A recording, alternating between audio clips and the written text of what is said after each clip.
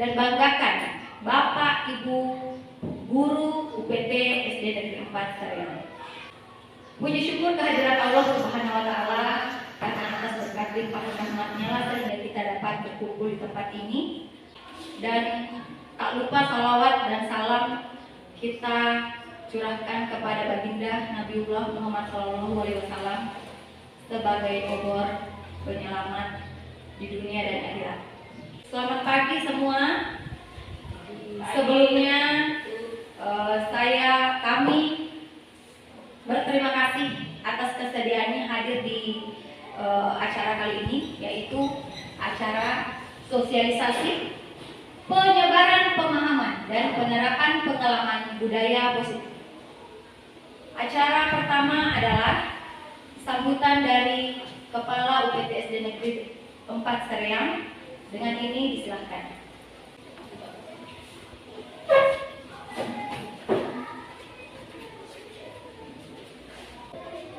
Bismillahirrahmanirrahim. Assalamualaikum warahmatullahi wabarakatuh. Waalaikumsalam warahmatullahi wabarakatuh. Yang saya hormati Bapak dan Ibu guru hebat UPT SD Negeri 4 Sereang, terkhusus kepada CGP UPT SD 4 Sereang, saya ucapkan selamat berkarya. Alhamdulillah, puji dan syukur kita panjatkan kehadirat Allah Subhanahu wa Ta'ala, karena pada hari ini kita masih diberikan nikmat kesehatan dan juga kesempatan untuk bersama-sama hadir di tempat ini dalam acara sosialisasi penyebaran pemahaman dan penerapan pengalaman budaya positif yang diprakarsai oleh guru hebat kami yang masuk dalam calon guru penggerak. Semoga apa yang didapatkan nanti di sini kita bisa mengambil hikmahnya dan kita bisa mengaplikasikan dalam kehidupan kita sehari-hari. Untuk lebih mempersingkat waktu, saya kira cukup sekian apa yang perlu saya sampaikan. Wabillahi taufik wal hidayah. Assalamualaikum warahmatullahi wabarakatuh. Waalaikumsalam warahmatullahi wabarakatuh. Baik, acara selanjutnya adalah ice breaking. Mohon kesediaannya Bapak Ibu guru berdiri di tempat masing-masing. Kita berjoget-joget sebelum sosialisasi.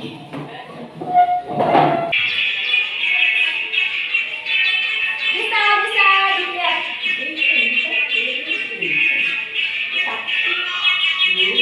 Tangan diputar-putar, bertepuk tangan.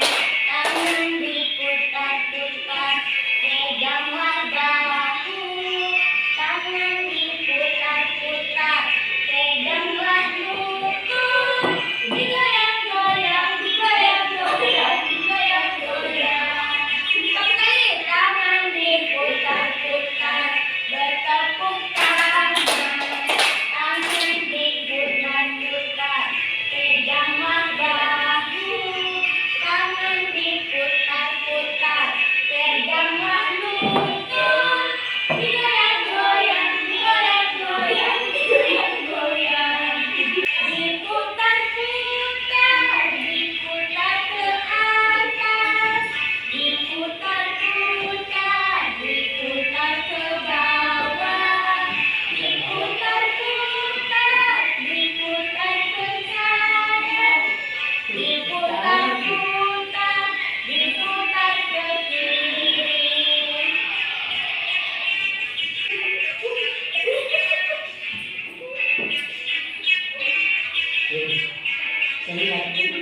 Oke. Terima kasih semua. Capek ya? Baik.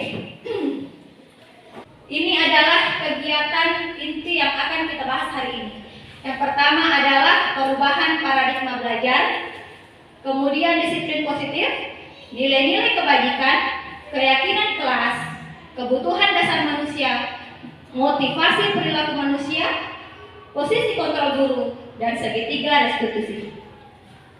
Baik, untuk mempersingkat waktu, rekan saya Ibu Rini untuk membawakan materi pertama. Dengan ini disilakan.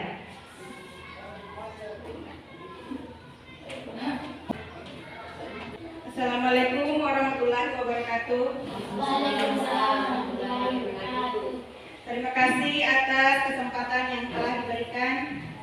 Jadi saya berdiri di sini bukan bermaksud menggurui, tapi hanya ingin menyampaikan dan mensosialisasikan apa yang telah saya dapatkan pada saat menjadi calon guru penggerak angkatan 9. Jadi untuk yang pertama yang akan saya sampaikan adalah perubahan paradigma belajar. Perubahan paradigma belajar, pembelajaran paradigma baru merupakan pembelajaran yang berorientasi pada penguatan kompetensi dan pengembangan karakter yang sesuai dengan profil pelajar Pancasila. Dan selanjutnya, miskonsepsi tentang teori kontrol. Jadi awalnya pada saat sebelum menjadi CGP, sedikit saya ceritakan tentang pengalaman saya. Biasanya pembelajaran yang saya gunakan waktu itu adalah pembelajaran yang berpusat pada guru. Jadi siswa itu harus menuruti apa yang saya katakan.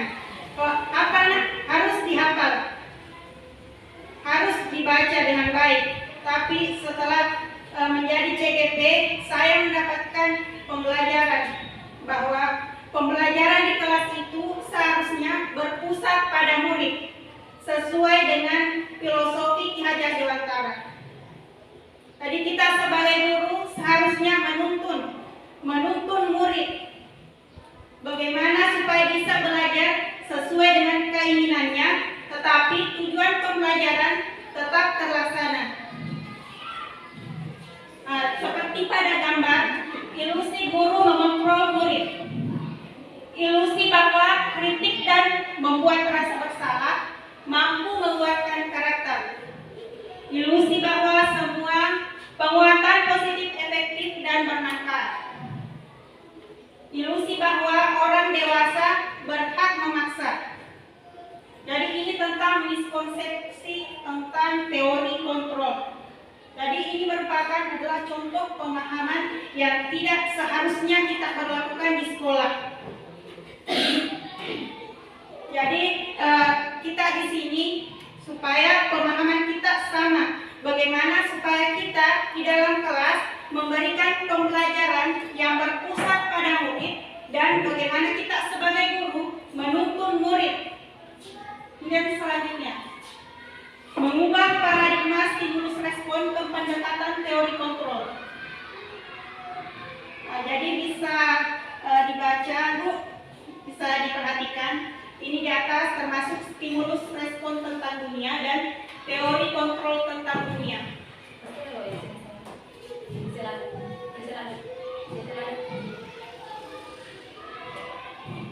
Jadi ini ya, realitas kebutuhan kita sama. Tapi dalam teori kontrol tentang dunia, realitas kebutuhan kita berbeda. Kemudian di sini semua orang melihat hal yang sama. Teori kontrol tentang dunia, setiap orang memiliki gambaran berbeda.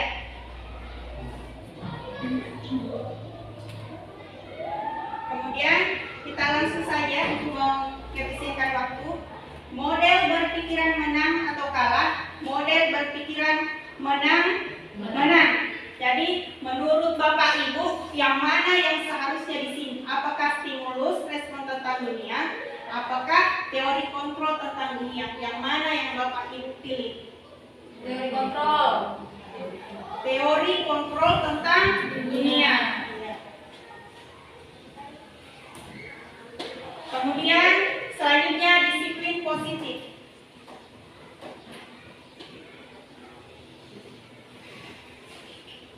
Disiplin berasal dari kata disiplina yang artinya belajar.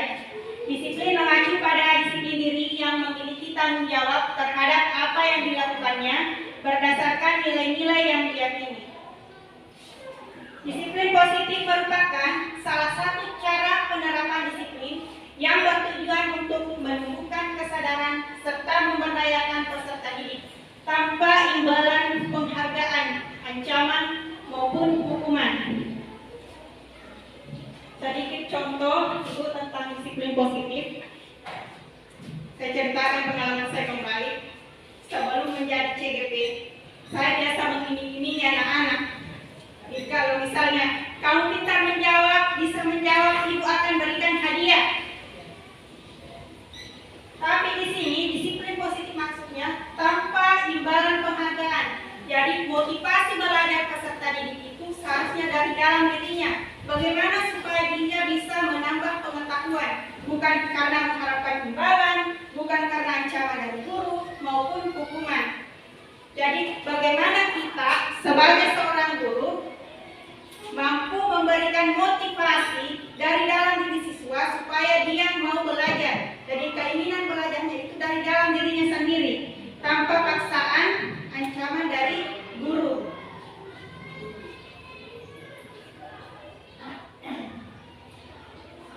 Disiplin positif.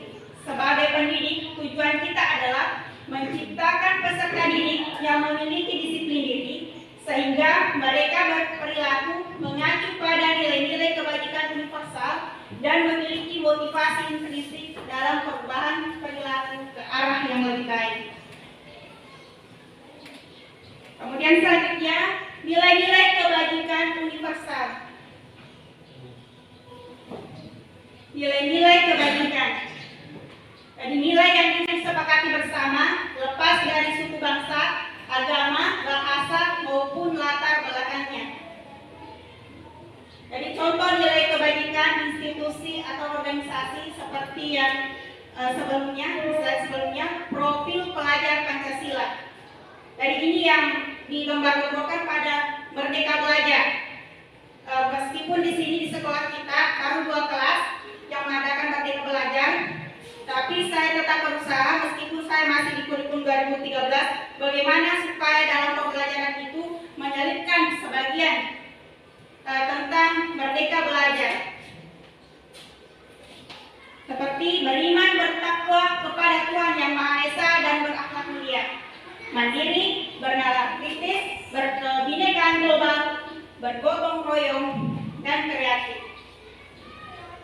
Nah, kemudian contoh kebajikan institut atau organisasi IBO, Primary Years Program, PP tentang sikap murid. Nah, jadi ini adalah sikap yang harusnya dimiliki oleh setiap murid. Toleransi, rasa hormat, integritas, mandiri, menghargai, antusias, keingintahuan, kreativitas, kerjasama, percaya diri, dan komitmen. Keterampilan hidup atau life skill. Nah, beriman, bertakwa kepada Tuhan Yang Maha Esa dan berakhlak mulia, mandiri, berpikir bernalar kritis, berkebinekaan global, dan bergotong royong. Kemudian keyakinan kelas. Jadi di sini Bapak Ibu masing-masing punya ya keyakinan kelasnya masing-masing. Nah, jadi keyakinan kelas. Saya tanya dulu Bapak Ibu, apakah sama keyakinan dan peraturan kelas? Tidak ya. Jadi kenapa keyakinan kelas? Mengapa bukan peraturan kelas? Peraturan kelas itu adalah peraturan yang sudah ada, yang berasal dari sekolah, dari guru. Tapi kalau keyakinan kelas itu dibuat bersama murid. Melalui keyakinan kelas ini kita bisa mengetahui kebutuhan murid, peraturan apa yang harusnya diterapkan di tiap kelas. Jadi kita kemudian yang pertama itu peraturan kelas itu dibuat oleh sekolah. Tapi kalau keyakinan kelas dibuat oleh guru dan murid di dalam kelas. Keyakinan kelas bersifat lebih abstrak daripada peraturan, lebih rinci dan konkret. Keyakinan kelas berupa pernyataan-pernyataan universal. Pernyataan keyakinan kelas senantiasa dibuat dalam bentuk positif. Keyakinan kelas hendaknya tidak terlalu banyak sehingga mudah diingat dan dipahami oleh semua warga kelas. Keyakinan kelas sebaiknya sesuatu yang dapat diterapkan di lingkungan tersebut. Semua warga kelas hendaknya ikut berkontribusi dalam pembuatan keyakinan kelas lewat kegiatan curah pendapat. Bersedia meninjau kembali keyakinan kelas dari waktu ke waktu. Kemudian selanjutnya, prosedur pembentukan keyakinan sekolah atau kelas. Yang pertama, mempersilakan warga sekolah atau murid-murid di sekolah atau kelas untuk bercurah pendapat tentang peraturan yang perlu disepakati di sekolah atau kelas. Kemudian yang kedua, mencatat semua masukan-masukan para murid atau warga sekolah di papan tulis atau di kertas besar atau kertas ukuran poster, di mana semua anggota kelas atau warga sekolah bisa melihat hasil curah pendapat. Kemudian yang ketiga, susunlah keyakinan kelas sesuai prosedur pembentukan keyakinan sekolah atau kelas. Gantilah kalimat-kalimat dalam bentuk negatif menjadi positif. Contoh kalimat negatif, jangan berlari di kelas atau koridor. Kalimat positifnya, berjalan di kelas atau koridor. Nah, seperti yang sering dialami siswa kita, banyak yang terlambat. Jadi biasanya itu kalau peraturan kelas, jangan terlambat, tidak boleh terlambat. Kalau misalnya kita ubah menjadi keyakinan kelas, supaya juga kalimatnya menjadi kalimat positif, kita bisa menggunakan disiplin waktu. Tidak usah kita mengatakan jangan. Seperti juga misalnya jangan membuang sampah sembarangan. Diganti dengan kalimat positif, jagalah kebersihan. Jadi di sini kita bagaimana supaya kita tidak menggunakan kata jangan, tidak boleh, tapi diganti dengan kalimat yang positif. Jadi contoh keyakinan kelas. Jadi ini bisa jadi ada di sini keyakinan kelas 1 bisa digunakan untuk kelas awal, kelas 1, 2, 3. Kemudian ini yang di bawah ini keyakinan kelas 5. Jadi bisa digunakan untuk kelas yang lebih tinggi, kelas 4, 5, 6. Contohnya Pak. Selalu bersikap positif, senantiasa menjadi diri terbaik, percaya dan menghormati orang lain, berkomitmen terhadap setiap tugas, senantiasa membantu. Jadi ini merupakan contoh keyakinan kelas 1 dan contoh keyakinan kelas 5. Dan materi selanjutnya saya persilahkan kepada Ibu Marina. Jadi saya ucapkan terima kasih atas perhatian Bapak dan Ibu. Assalamualaikum warahmatullahi wabarakatuh.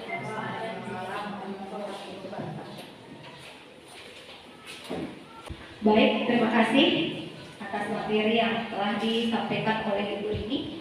Dan selanjutnya saya akan melanjutkan materi kebutuhan dasar manusia adalah segala sesuatu yang kita lakukan untuk mendapatkan apa yang kita inginkan. Seluruh tindakan yang kita lakukan memiliki tujuan tertentu dan semua usaha terbaik yang kita lakukan adalah dalam rangka agar kebutuhan dasar kita terpenuhi dengan baik. Nah, ini adalah kebutuhan dasar. Bukan murid saja yang mempunyai kebutuhan dasar, kita juga semua manusia mempunyai kebutuhan dasar. Nah, di sini ada 5 kebutuhan dasar manusia, yaitu yang pertama, untuk bertahan hidup atau survival, merasa diterima atau love and belonging, kebebasan atau freedom, kesenangan atau fun, penguasaan atau power.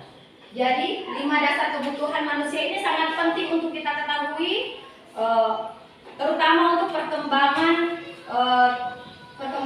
murid-murid kita.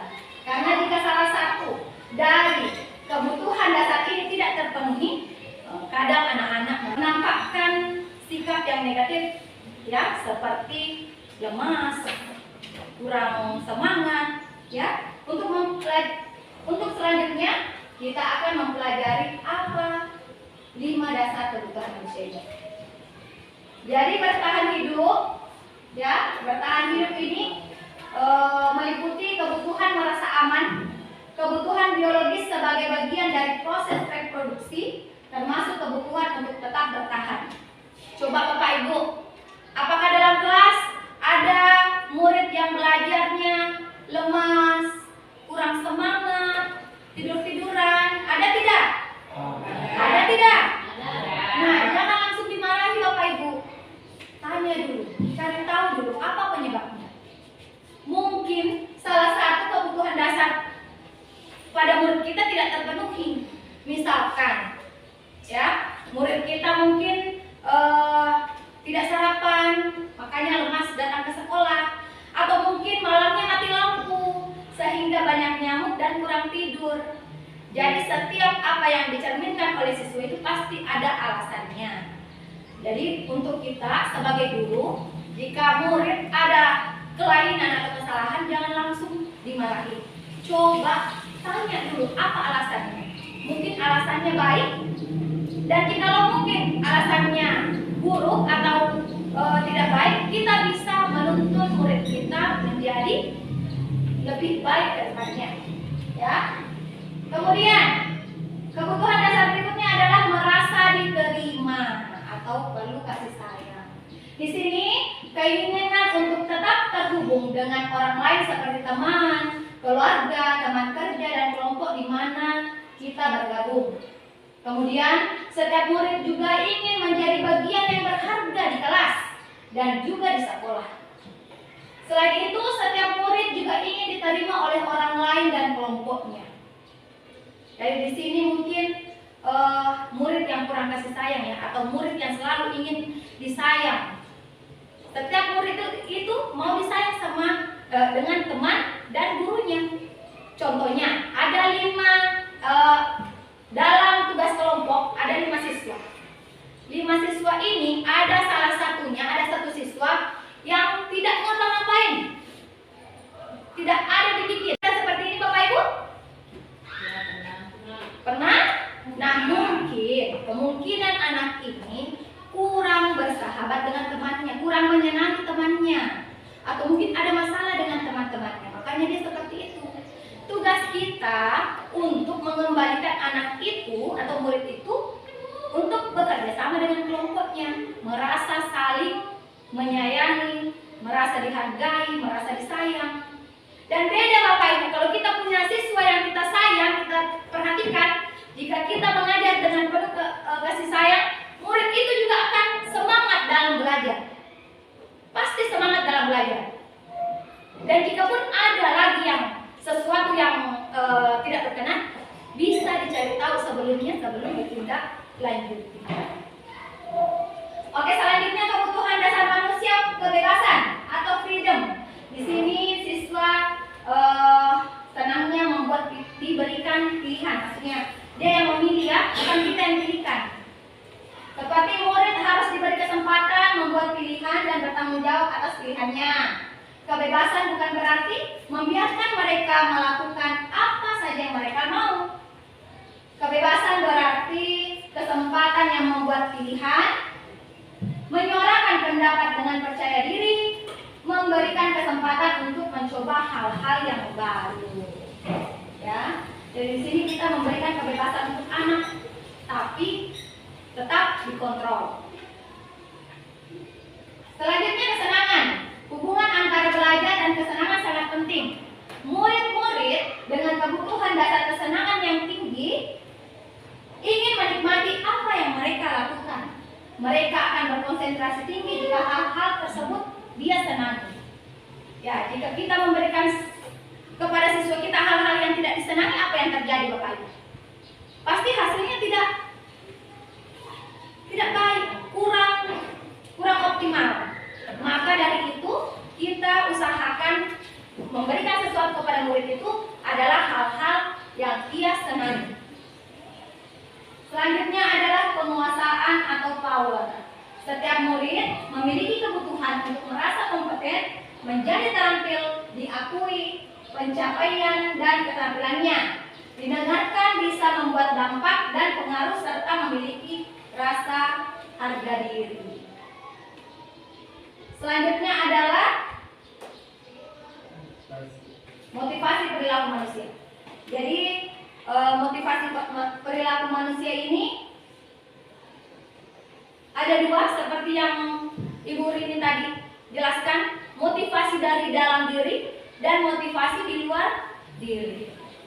Ya, kira-kira ibu bapak guru suka motivasi yang dalam diri atau di luar diri?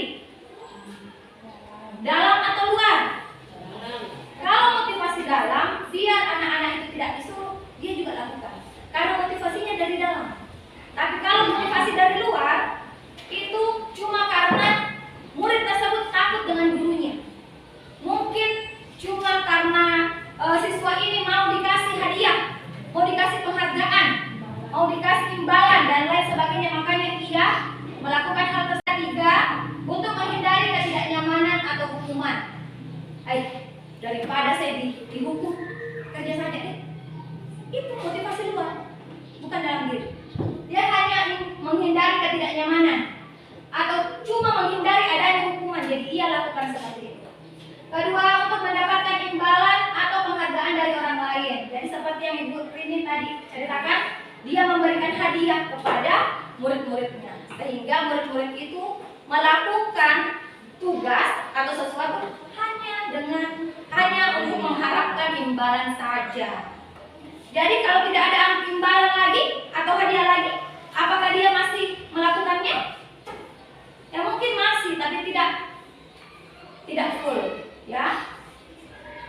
Selanjutnya, untuk menjadi orang yang mereka inginkan dan menghargai diri sendiri dengan nilai-nilai yang mereka percaya. Nah, inilah motivasi yang ada, motivasi dalam diri seseorang. Jadi mereka menjadi orang yang mereka inginkan dan menghargai diri sendiri. Jadi tugas kita bagaimana cara kita memotivasi anak-anak agar motivasi tersebut timbul dalam diri mereka, bukan karena sesuatu hadiah atau imbalan.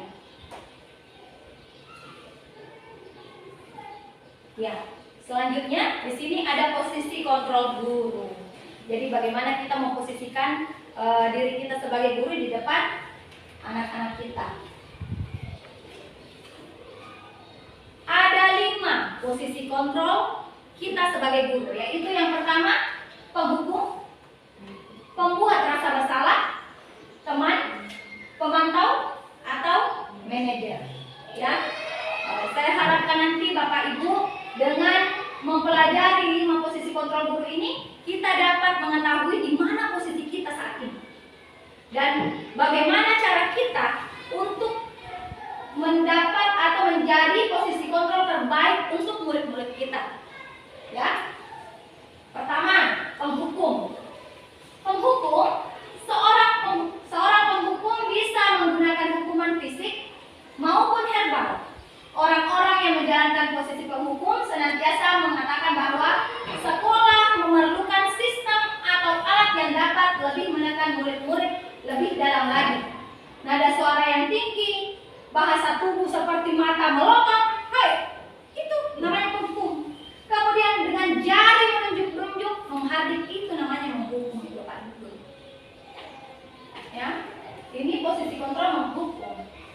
Yang kedua adalah pembuat rasa bersalah. Pada posisi ini, biasanya guru akan bersuara lebih lembut. Pembuat rasa bersalah akan menggunakan keheningan yang membuat orang lain merasa tidak nyaman, merasa bersalah, atau rendah diri. Di posisi ini, murid akan memiliki penilaian diri yang buruk tentang diri mereka. Murid merasa tidak berharga dan telah mengecewakan orang-orang yang disayanginya. Jadi kadang juga tidak menutup kemungkinan saya juga pernah melakukan seperti ini. Ya, nanti kita akan nanti ada contoh kata-kata setiap posisi kontrolnya. Yang ketiga adalah teman.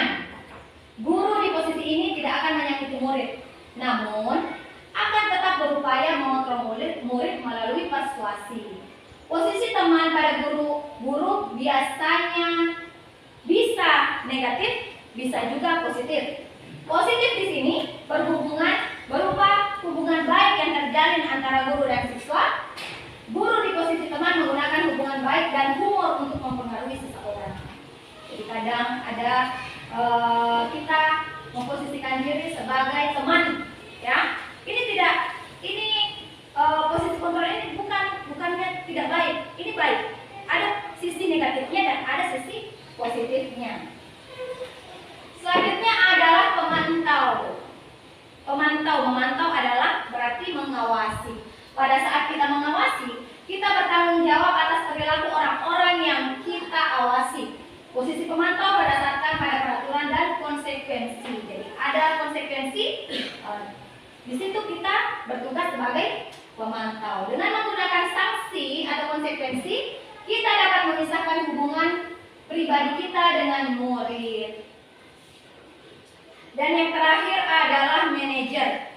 Posisi terakhir adalah manajer, yaitu posisi di mana guru berbuat sesuatu bersama dengan murid, mempersilahkan murid mempertanggungjawabkan perilakunya, mendukung murid agar dapat menemukan solusi atas permasalahannya sendiri.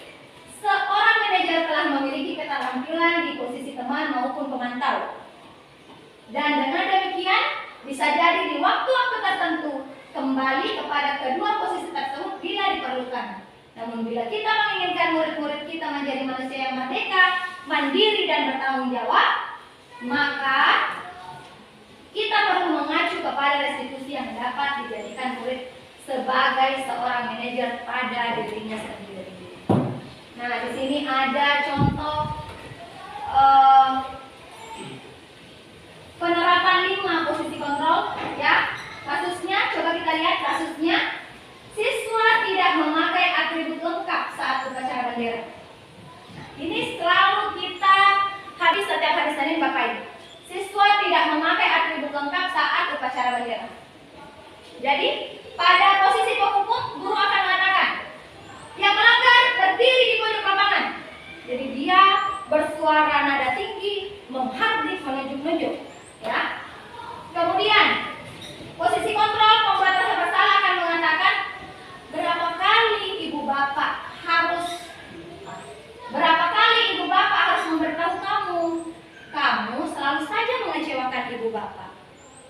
Nah, posisi ini akan membuat anak-anak merasa bersalah, kecewa akan dirinya sendiri.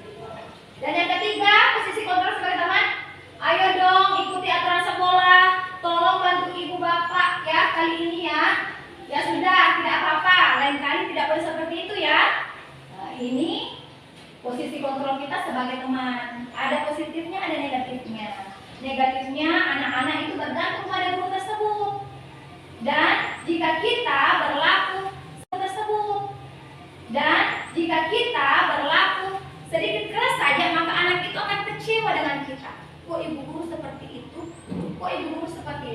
Padahal biasanya tidak seperti itu. Karena posisi kontrol kita ini sebagai teman. Selanjutnya, pemantau. Kamu sudah melanggar peraturan sekolah, kamu tahu konsekuensinya. Setelah upacara, kamu beli atributnya di koperasi ya, dan jangan diulangi lagi.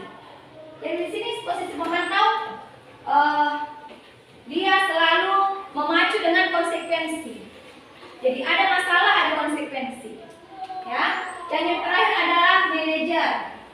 Apakah kamu tahu kesalahanmu? Kira-kira bagaimana kamu memperbaiki kesalahanmu? Itu posisi kita sebagai manajer.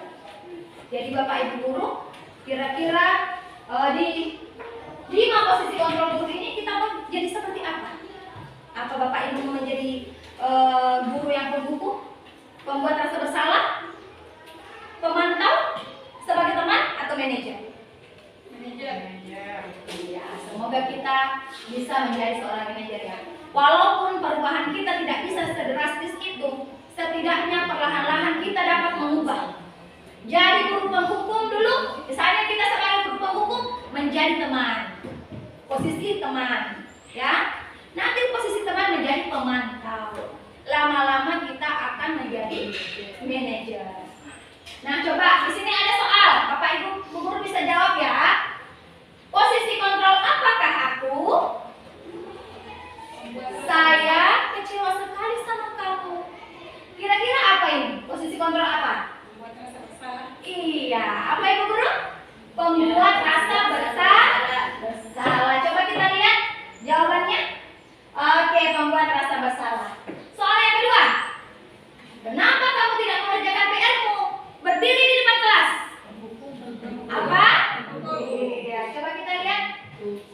Bagus, penghukum Bapak Ibu guru.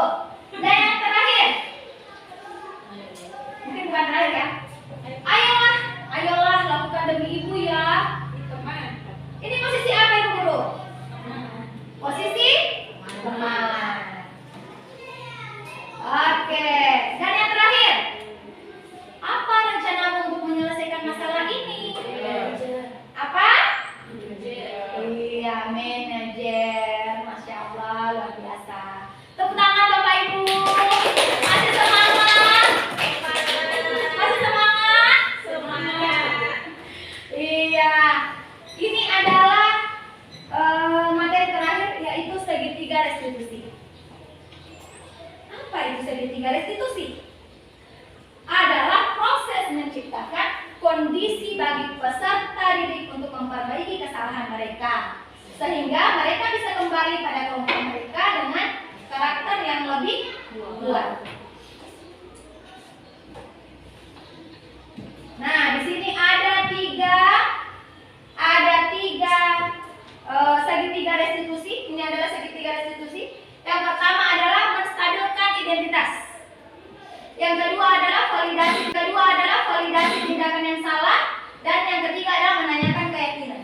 Jadi ini akan terus berputar sehingga disebut segitiga restitusi, yaitu suatu proses dialog yang dijalankan oleh guru agar dapat menghasilkan murid yang mandiri dan bertanggung jawab. Jadi setiap ada masalah Bapak Ibu, bisa kita gunakan segitiga restitusi ini. Bagaimana langkahnya? Ya, yang pertama adalah menstabilkan identitas. Menstabilkan identitas. Jadi yang pertama, jika ada masalah dipanggil anak itu. Dipanggil, jangan dimarahi depan temannya, karena itu akan membuat mereka merasa malu, terkesan selalu berbekas dalam pikirannya, sehingga kita menjadi seorang guru tidak ada baiknya. Kalau misalnya anak itu lulus, ya, kita hanya di pikirannya itu kacicir, ya, misalnya seperti itu, karena mungkin pernah kita menyakiti hatinya. Sedangkan saat kita menyakiti hatinya itu sangat berbekas luar biasa, sehingga murid tersebut tidak selalu mengingat kesalahan-kesalahan kita. Nah, pada saat menstabilkan identitas, di sini kata-kata yang diberikan bisa. Nah, berbuat salah itu wajar.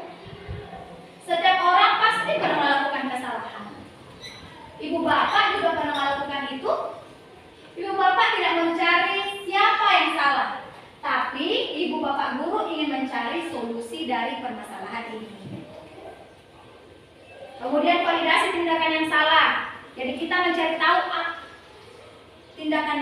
tindakan yang salahnya itu bagaimana. Jadi kita secara kita menyadarkan siswa bahwa tindakan tersebut salah. Tapi nanti dia yang menjawab, nanti dia mencari tahu.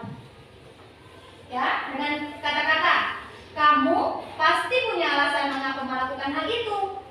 Adakah cara yang lebih efektif untuk mendapatkan hal yang kamu ingin butuhkan? Kamu patut bangga karena telah melindungi sesuatu yang kamu buat. Nah, seperti itu sih validasi tindakan yang salah. Yang terakhir, menanyakan keyakinan. Dengan kata-kata, apa keyakinan kelas kita? Nilai-nilai apa yang telah kamu langgar? Kamu ingin menjadi orang seperti apa? Seperti apa gambaran sebuah kelas yang ideal menurut kamu? Nah, itu kata-kata pada saat kita melakukan kegiatan segitiga restitusi. Bapak Ibu, ini adalah contoh penerapan segitiga restitusi. Ya, dari pagi Ibu mendengar dari Bu Piket, Novel datang terlambat ya? Iya Bu. Menurut dari Novel, sudah berapa kali Novel datang terlambat? 2 kali Bu. Dari datang terlambat itu apa sebuah kesalahan atau tidak? Salah Bu. Baik Novel, berbuat kesalahan itu manusiawi. Setiap orang pasti pernah melakukan kesalahan. Yang terpenting, kita dapat belajar dari kesalahan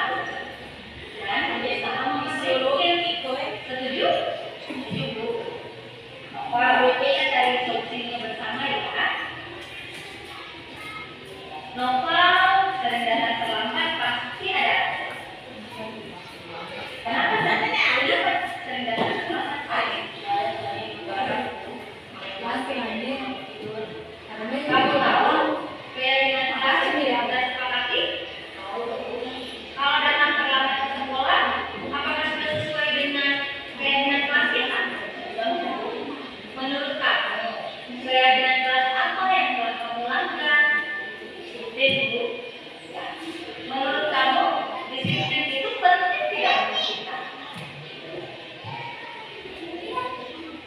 Penting karena membuat saya datang ke sekolah tempat waktu dan dari waktu.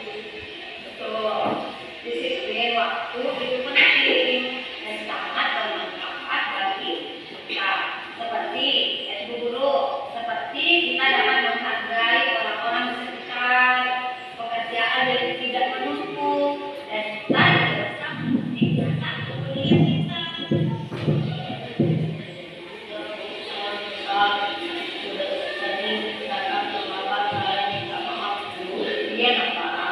Sikap yang sangat baik sudah kamu tunjukkan dengan meminta maaf.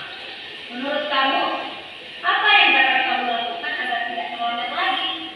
Iya Bu, saya akan tidur lebih awal dan tidak berbayar lagi agar tidak terlambat pagi datang ke sekolah. Baik, Nova sudah menentukan solusinya.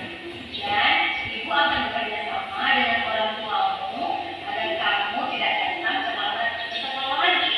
Ya? Sekarang Nova bisa kembali ke dalam, ya?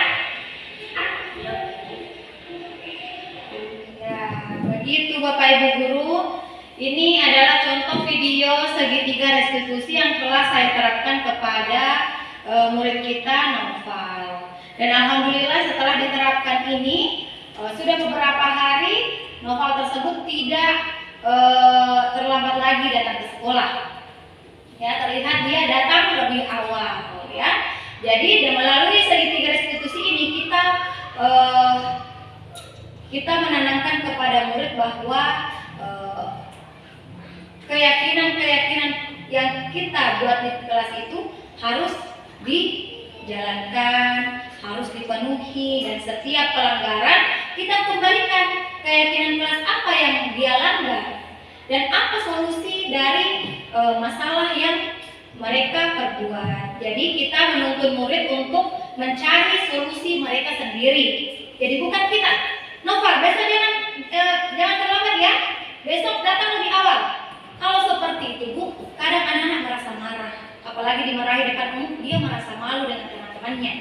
Dan percaya Bapak Ibu, kalau kita sering memarahi anak-anak, anak itu tidak akan bisa berubah. Mungkin dia berubah di depan kita karena takut dihukum, atau takut dimarahi lagi, tapi dia tidak berubah dari dalam dirinya. Tapi semoga dalam proses segitiga restitusi kita menanamkan keyakinan kepada murid, kita memberikan pemahaman, itu akan yang selalu diingat-ingat oleh siswa. Beda dengan kalau kita selalu marahi, Noval, kamu terlambat lagi. Mungkin besok-besok masih begitu. Guruku setiap hari dimarah. Biar deh marah, karena sudah terbiasa dimarahi. Ya. Sebagai penutup, dalam penerapan program disiplin positif ini hendaknya guru memiliki standar kepribadian profesional dan sosial yang baik, di mana guru mampu merefleksikan perjalanan dirinya dalam posisi kontrol saat ini. Bagaimana perjalanan dirinya sebagai among manajer yang menuntun murid-muridnya menjadi insan yang mandiri, merdeka, dan bertanggung jawab sesuai standar nasional pendidikan. Sebelum kita tutup, ada sedikit refleksi yang akan disampaikan oleh Ibu Lini. Dengan ini dipersilahkan. Jadi refleksi untuk kegiatan kita pada hari ini yaitu tentang bagaimana tadi budaya positif di lingkungan sekolah, kemudian motivasi intrinsik. Jadi sedikit saja pemahaman tadi. Bisa kita misalnya beri hadiah kepada siswa sesudah dia melaksanakan. Jadi jangan dijanji siswa tak.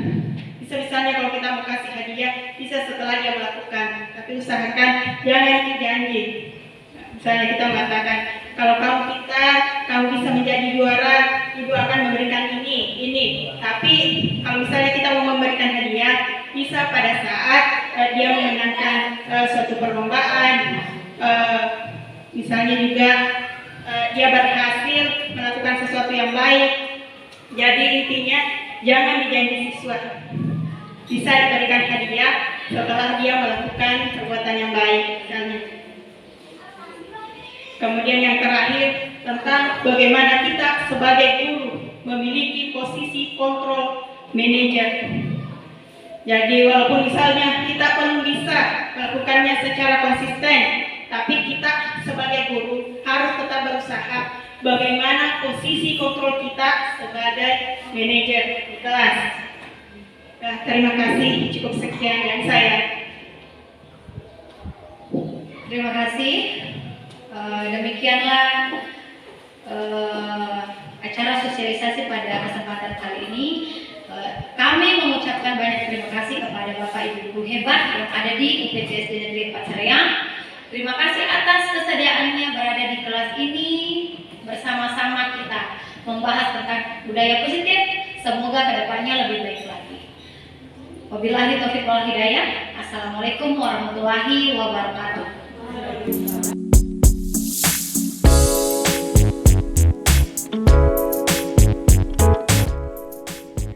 Assalamualaikum warahmatullahi wabarakatuh.